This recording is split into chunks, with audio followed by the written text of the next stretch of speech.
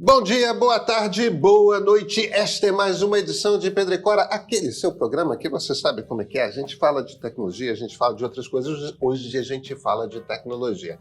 Pedro e Cora toda terça-feira, toda quinta-feira, aqui no YouTube do Meio, ou então aqui mesmo, na sua plataforma favorita de podcast. Eu sou Pedro Doria, ao meu lado está minha amiga Cora Rona. E Cora, é de tecnologia mesmo que a gente vai falar? Na veia. Na veia? Na veia. Tipo, sei lá, de celular? Celular. Só que a gente não vai falar de celular novo, a gente vai falar de celular velho. Vem!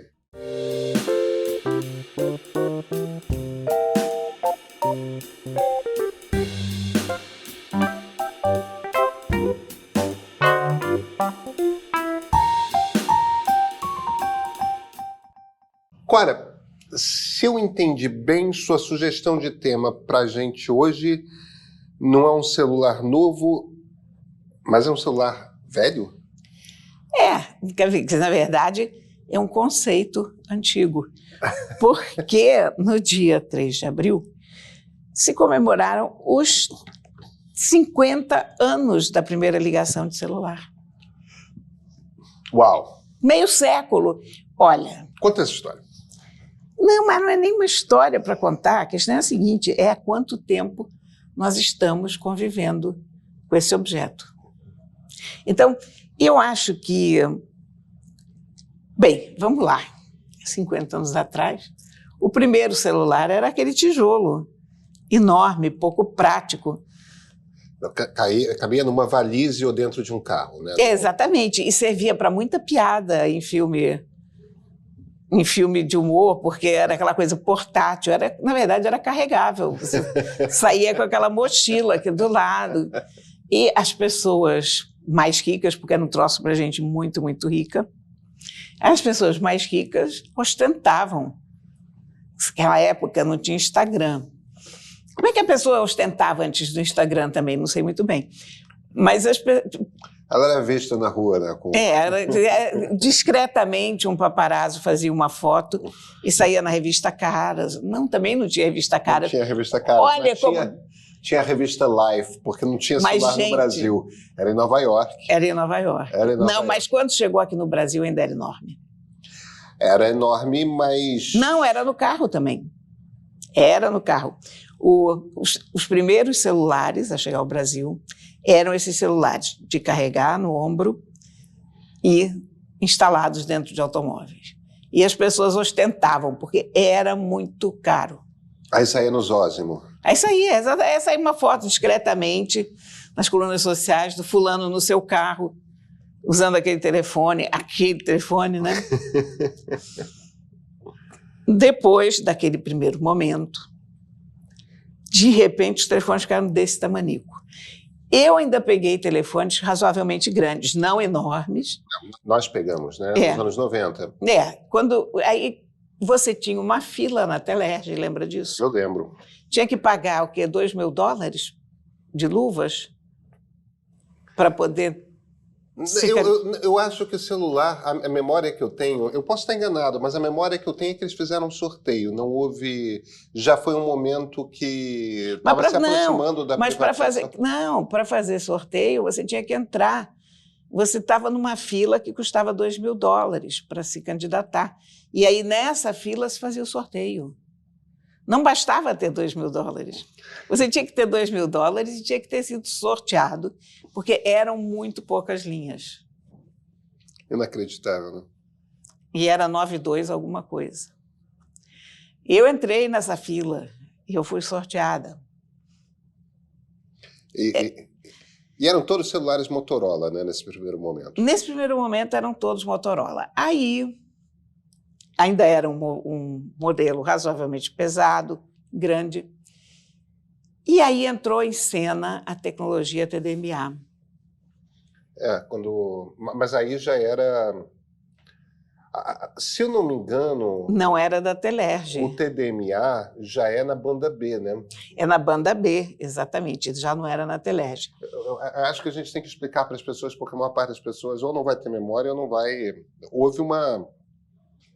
A primeira coisa que se privatizou grande no Brasil não foi uma empresa pública, foi uma concessão do que se chamava banda B de telefonia celular, que era para que tudo quanto é capital tivesse duas empresas concorrentes de telefonia celular, como a Telerge, a Telesp, a Telemig, que eram as estatais regionais, já tinham a banda A, já tinham uma faixa de ondas de rádio em que elas operavam, privatizou-se a banda B, e aí que entraram no Brasil Telefônica, Oi, TIM, né?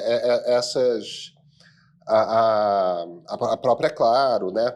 Que era originalmente do Carlos Slim, né? Da turma lá do México. É.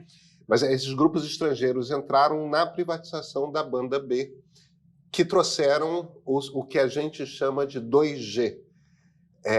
Que a gente não chama de 2G, né? Mas quando no seu celular aparece aquela letrinha E, de Edge, aquilo é o 2G. O 1G, a primeira geração de telefonia celular, o telefone analógico. Aí você tinha a briga do TDMA, do CDMA e do GSM, que eram os 3 padrões digitais de celular, né? Não, o GSM veio depois. O GSM eu acho que só tinha na Europa. Só tinha na Europa, ele não veio. E a gente ficava arrasado aqui no Brasil, porque aquela tecnologia melhor de todas não estava aqui, não tinha vindo para cá. Então você ficava com aquele olho comprido para a Europa, né? Poxa, quando veio o GSM. E aí, quando veio o GSM, foi a alegria de todo mundo. Porque o GSM tinha os aparelhos mais bonitinhos, inclusive. Havia uma grande variedade. Olha... O que é isso, Clara? Isso é um quadrinho da Motorola. A Motorola te deu um quadrinho de presente. A Motorola me deu um quadrinho de presente com 50 modelos icônicos de telefones que existiram ao longo dos últimos 50 anos. E eu vou dizer para vocês que eu fico um pouco chocada com a minha idade quando eu percebo que eu comecei a usar celular nessa altura aqui do quadrinho, olha... Né? A pessoa mais nova começou aqui, não. Eu comecei aqui. Gente, deixa eu ver, esse é o retrato do dinossauro estampado, né? É carteira de identidade de dinossauro. Clara, é que está escrito 1989, mas eu te juro que se eu não tive esse aparelho aqui, eu tive... Você teve o descendente dele que era muito parecido direto. Com ele. Não foi esse que você teve, não. Em 1996, você 97. talvez tenha começado mais ou menos junto comigo. 1996, 97, que foi meu primeiro celular. E era um aparelho interessante. Mas ainda era o feature phone. Era um feature phone, era um celular que não tinha jogo, não tinha nada.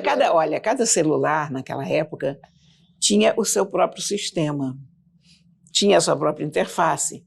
Então, você usava, sei lá, um Motorola, quando você ia para o Nokia, você ficava inteiramente perdido, porque era outra coisa. Não nessa época.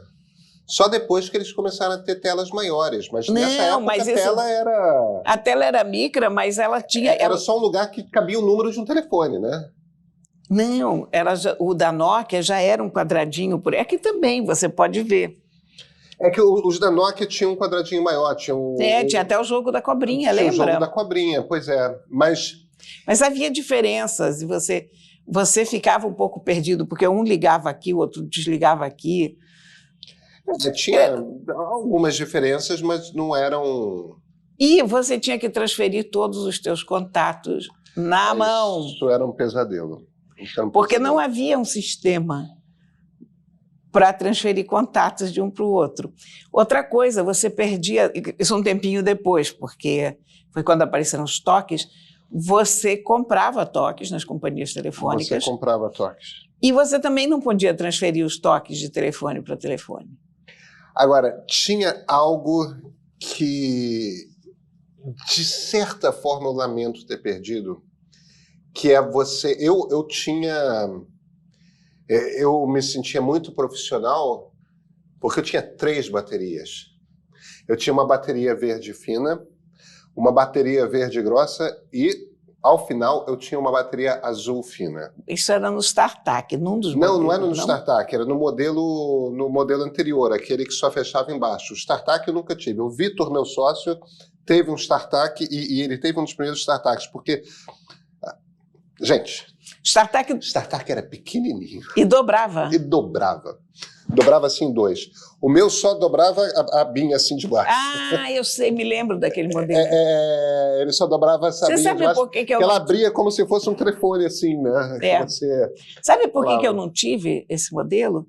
Porque nessa época eu tinha mudado para TDMA, porque havia um celular da Nokia desse tamanico, que era TDMA.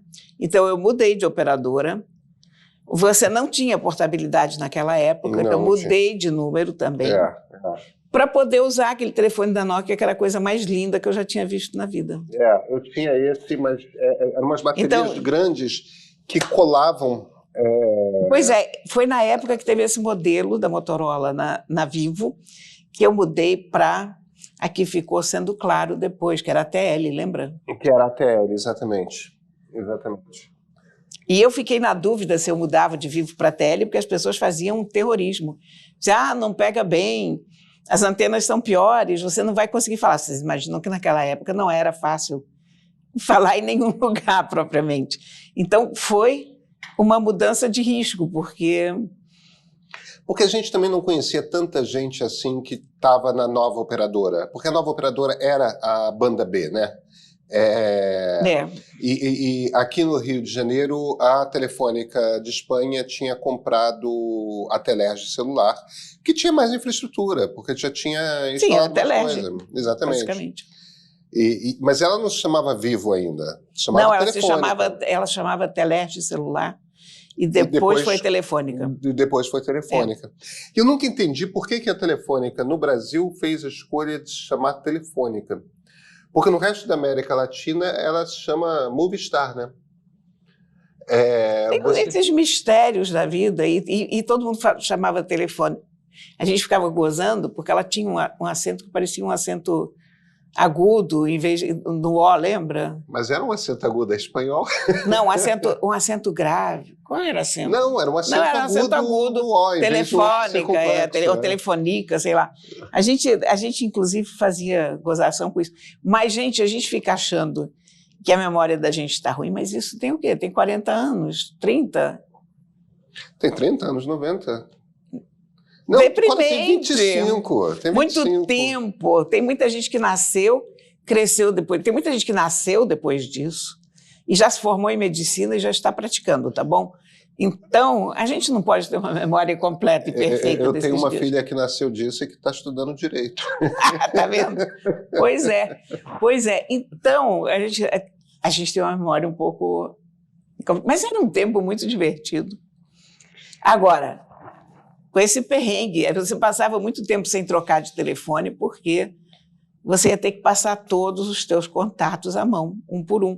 E olha, escrever naquele telefone não era simples. Não, 3 letras por tecla. Exatamente, porque era teclado numérico. Tinha uma linguagem chamada T9, na qual eu era muito proficiente. Não, eu nunca fui, eu tinha preguiça profunda. Eu era ótima de T9. Eu fiquei revoltada quando apareceu o smartphone novo. Eu digo que T9 é uma linguagem smartphone tão não, perfeita. quando apareceram os Blackberries, né? Que não chegava a ser um smartphone, embora ele achasse que fosse. Não, quando os smartphones da Nokia mesmo, que trabalhavam com Symbian. Ah, é verdade. A que Nokia tinha teve uma fase com Symbian, que era... Eu nunca tive BlackBerry. De todos os telefones que há para se ter no mundo, eu nunca tive BlackBerry. Eu tive um BlackBerry. Eu tive um BlackBerry que eu comprei um pouco antes de o iPhone ser lançado e que foi eventualmente substituído por um iPhone e desde então nunca mais. Aí foram só smartphones, evidentemente. O Symbian eu achava horroroso, Cora. Eu achava Symbian muito ruim. Mas, Cora, você gostava de Windows e de DOS. Desculpa. Windows eu não gostava muito, mas DOS eu gostava. Então, alguém que gosta de DOS, entendeu? O Symbian era o sistema operacional dos telefones GSM. Se fosse bom, teria sobrevivido. Não necessariamente, porque dizem que o Betamax era exatamente. Dizem. Agora, você conhece alguém que tenha usado o Betamax que faça essa afirmação? Porque ninguém usou o Betamax, né? Eu conheci uma pessoa que usava Betamax. Sim, Cora, eu também conheci 2 pessoas que usaram Olha Betamax. Aqui, o escritor Manuel Puig, argentino, morou durante muitos anos no Rio de Janeiro. Tinha uma extensa coleção famosa. Tinha um apartamento ali na Rua Perana, onde ele tinha uma videoteca absolutamente espetacular. Porque o Manuel tinha amigos no México e não sei onde que ficavam gravando os filmes para ele na televisão. E às vezes a gente passava noites ali vendo filmes e conversando. E foi uma das grandes amizades da minha vida e eu lamento muito até hoje a morte dele. E ele usava Betamax. Sim, mas é aquela coisa, primeiro eu não tenho essa convicção, embora seja algo que seja repetido extensamente, eu não tenho a convicção de que o Betamax fosse tão melhor assim que o VHS. É essencialmente a mesma tecnologia. Gente, essa é a conversa mais antiga que se pode ter em tecnologia. É assim, tipo, da época dos dinossauros mesmo, de fato. Mas o Symbian era um bom sistema. E depois o segundo não. Depois, para mim, realmente o melhor sistema de telefone celular, de fato, o melhor sistema de smartphone foi o Windows Phone. Porque o Windows Phone permitia uma personalização completa, espetacular. Mas, infelizmente, ele veio tarde demais e aí o mundo já estava irremediavelmente dividido. Entre Android e iOS. Entre Android e iOS. Mas eu acho que o Windows Phone tinha um problema fundamental. Ele não tinha uma biblioteca de aplicativos. Não, mas isso é uma coisa que vem se a plataforma faz sucesso pela densidade de usuários. Eu acho que o erro do Windows Phone, e isso não é necessariamente um erro, o Android fez uma aposta que se mostrou, me parece, uma aposta acertada de fazer o que o Windows fez com o macOS. Assim como o Windows copiou a interface gráfica do Macintosh, que na verdade era a interface gráfica da Xerox lá atrás, né? Não tô dando a originalidade para a Apple, não, porque nem o Steve Jobs dizia que era original. Copiaram lá do Xerox Star, que era um computador dos anos 70, tudo mais, que tinha os ícones, tinha as pastas, tinha lata de lixo, tinha o mouse que... Aquela ideia fundamental de que os diretórios viravam pastas e que os arquivos viravam folhinhas de papel na tela e que você tinha uma lata de lixo e assim você organizava o seu file system, né, o seu espaço de onde estão os seus arquivos, os seus documentos. O iOS inventou essa interface dos ícones dos aplicativos, que você clica num ícone e o aplicativo abre, e deu uns elementos essenciais para como é que é a cara do aplicativo. O Android, ao invés de inventar uma interface radicalmente diferente, quando o pessoal do Google pegou a tecnologia Android e vamos transformar, porque não era era uma coisa feita para casa inteligente, né? Não era uma coisa feita originalmente para celular. Mas quando eles viram o sucesso do iPhone, não, vamos transformar isso num sistema operacional de celular. E se debruçaram e transformaram, eles decidiram fazer com que a tela usasse a mesma linguagem de vários íconezinhos, cada um no seu espacinho ali na matriz, igual o iOS, igual o iPhone. Aquilo virou a linguagem de como é que um smartphone funciona. Quando 2 anos depois, se não me engano foi isso, uns 2 anos depois, a Microsoft apareceu com o Windows Phone, com aquela coisa dos tiles, dos blocos, dos quadrados. Era excelente, maravilhoso. Tudo bem, mas era uma linguagem nova que as pessoas iriam aprender e elas já estavam habituadas com a ideia de que o smartphone era aquilo. Você entra e tem aqueles ícones. Não tinha como dar certo. Talvez Infelizmente. se fosse uma coisa de ícones... Mas sabe o que é? Eu apenas digo que foi o melhor. Quer dizer, eu não digo que ele tenha sido o mais usável, o mais usado, mas ele era definitivamente o melhor de todos. E muita coisa de lá ficou no launcher da Microsoft, que você pode baixar para o teu Android e usar uma interface bastante parecida. Não tem os tiles e tal, mas várias características sobrevivem no launcher. Né? Mas essa é uma discussão que aí sim eu acho que dá para, de fato, você construir o argumento de que o Windows Phone era uma interface superior para uma tela pequena. Eu acho que essa... E eu entendo... Não era para tela pequena, não. Não, uma tela de celular, né? Eu digo, nesse Sim. sentido que eu uso... Tipo, não é a tela de computador. Sim, né? porque a gente estava pensando naquelas telinhas do... Não, claro. Já era um smartphone que O smartphone, essencialmente... Eu gosto de fazer o corte do smartphone no momento que o celular deixa de ter teclado, passa a ser uma grande tela. Mesmo os BlackBerrys, eu acho que é forçar a barra chamar eles de smartphone, embora tivessem, obviamente... Não acho, não. Era um celular para mandar e-mail, né? O Symbian eu considero o Symbian um smartphone. Os Symbians mais avançados. Eu diria que os BlackBerrys eles tinham conexão à internet. Tinham conexão à internet, como o BlackBerry tinha. Tinham câmera. Tinham câmera, mas olha... Tinham games. Eu tive um celular Motorola que eu podia usar para fazer tethering, né, para conectar meu computador à internet. Isso com Edge, com 2G.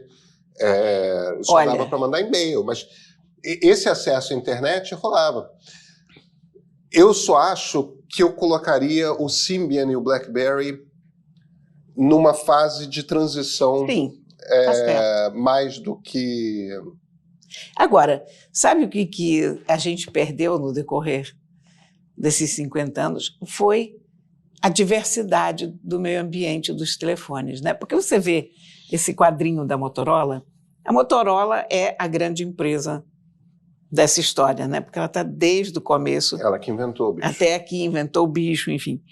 Mas você vê que até um determinado momento, cada telefoninho é diferente do outro, né? Tem com antena, tem sem antena. Aquele ali, o penúltimo da direita, pega esse quadrinho para mim, vamos ver o nome. O nome dele era o V70, eu tinha esquecido completamente do nome dele. Ele foi um dos designs mais lindos de celular de todos os tempos.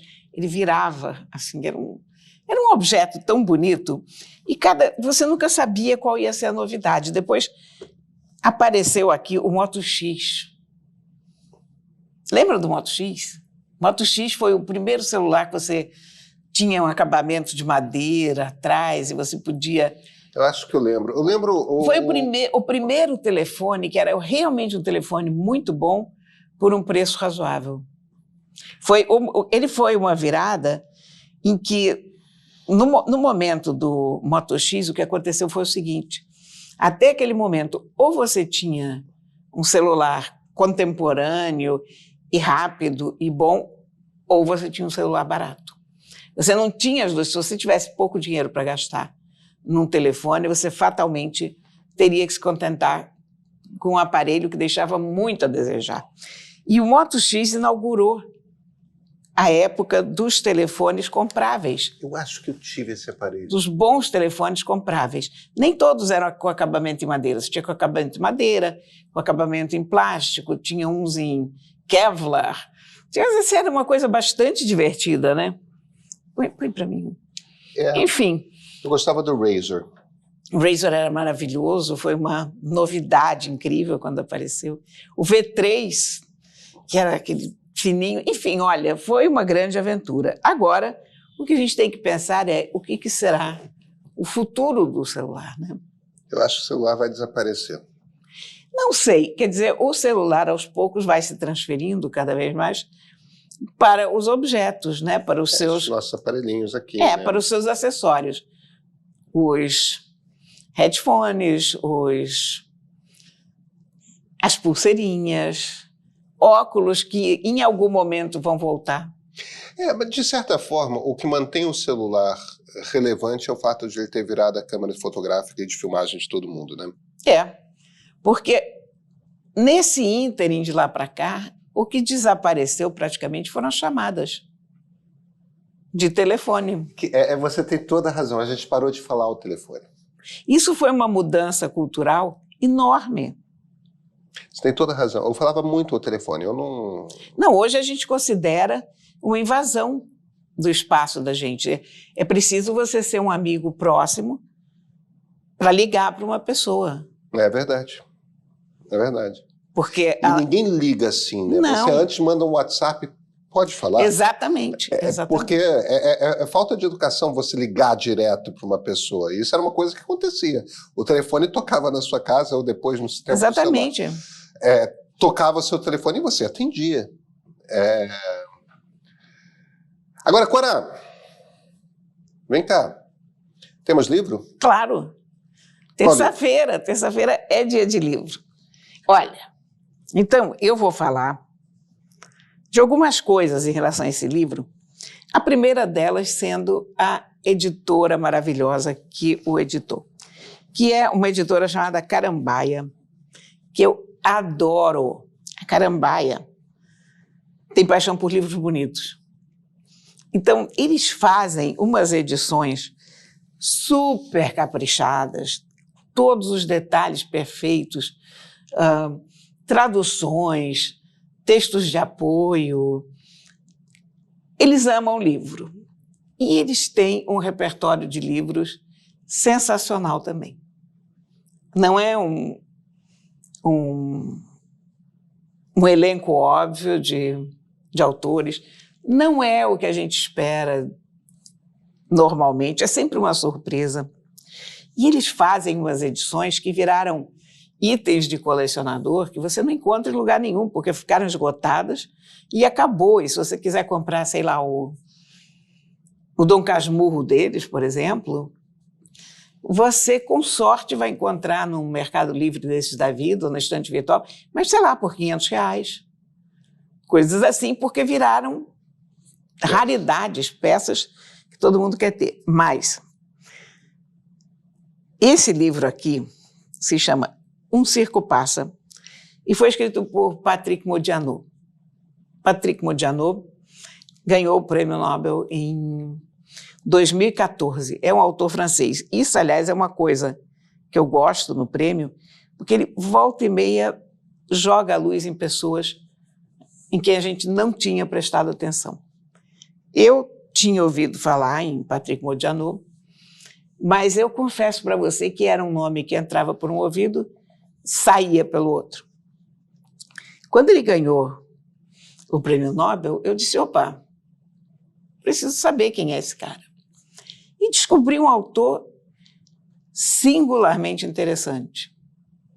Sabe? Ele escreve livros curtos, ele tem um clima muito dele. É engraçado que ele lembra um pouco a Annie Ernaux, no sentido de que sempre parece que ele está escrevendo o mesmo livro, ou que tudo é a continuação do que foi dito. Ele cria um clima, com a diferença que ela é abertamente confessional e são memórias, e ele faz ficção. Mas é uma ficção muito pessoal. E é muito francês. Esse livro aqui é a história de um rapaz de 18 anos que vai prestar depoimento numa delegacia. Ele não tem a menor ideia por quê. A gente não tem. A gente só fica sabendo, ele só fica sabendo, que é porque o nome dele estava numa caderneta de endereços. Naquela época havia cadernetas de endereços e quando um crime era cometido, havia alguma coisa esquisita, a caderneta de endereços tinha um papel crucial, porque mostrava quem são as pessoas do entorno, né? Mas não dizem a ele a caderneta de quem. As pessoas de quem o delegado fala, perguntando se ele conhece ou não, ele não tem ideia quem são. Esse é um cara que está meio solto no mundo. Os pais dele foram para a Suíça e você subentende que por algum motivo não muito católico fizeram uma coisa, mas você também não sabe o que é. E nem tem importância. E esse garoto está, então, num apartamento muito bem situado, mas vazio, porque todos os móveis foram vendidos, porque ele tem que sair de lá. E ele conhece na delegacia uma moça um pouco mais velha do que ele. E aí ele tem uma relação, que também não é uma relação de amor, é uma relação estranha com essa moça. E ela apresenta ele a umas pessoas estranhas, ela deixa umas malas no apartamento dele. É um filme noir. É um romance em preto e branco, sabe? É uma coisa misteriosa. Tem umas imagens lindas. Por exemplo, eles dois estão no quarto e a luz muda no teto e ela pergunta, mas o que é isso? Esse é o Batomushi passando lá embaixo. E aí qualquer pessoa que já foi para Paris morre com essa cena, porque só, meu Deus, você está deitado num barco, está deitado num quarto em que o teto reflete as luzes do Batomushi lá embaixo. E o livro é todo assim de lusco-fusco, porque como ele vai sair desse apartamento, a luz já está meio cortada, não tem lâmpada, então aquilo está sempre meio no escuro. É sensacional. É engraçado que ele é suspense, mas não é suspense. Ele é um clima. E esse garoto é um garoto solto no mundo. Ele é estudante de letras, mas também assim, ok. Recebe um vago convite para trabalhar numa... E parece um livro de 2 dias de leitura, né? É, uma tarde de leitura. É. Os livros do Modiano são assim. São curtos, mas criam um clima espetacular. Esse homem sabe criar climas feito ninguém. Então, ele não é uma pessoa que descreva, ele não faz longas descrições de Paris, não. Ele fala da Paris dele. E se você já esteve em Paris, você reconhece cada lugar. É muito legal, sabe? É uma leitura muito boa. É como você assistir a um filme, sei lá, do Dashiell Hammett, não sei. A Carambaia é a Folio brasileira? A Carambaio é a Folio. A Carambaia nasceu como Folio brasileira, assim, eu acho, sabe? É uma editora britânica, né? É. Que faz edições muito caprichadas. Exatamente, que tem um cuidado, acima de tudo, com a edição, tudo muito lindo. O papel está certo, a mancha gráfica, a tipologia, a arte, o acabamento. É sensacional. E o livro é ótimo, sabe? É um daqueles livros para você ler assim, no fim de semana. Fazer uma rápida viagem a Paris. Simpático. Uma história misteriosa, realmente misteriosa. Sombras. Muito simpático, Clara. E, de fato, a capa é muito bonita. É lindo, né? E o livro é muito... Um Circo Passa, Patrick Modiano, está aqui. Clara, nos vemos na quinta-feira? Sim, com certeza. Então até quinta-feira.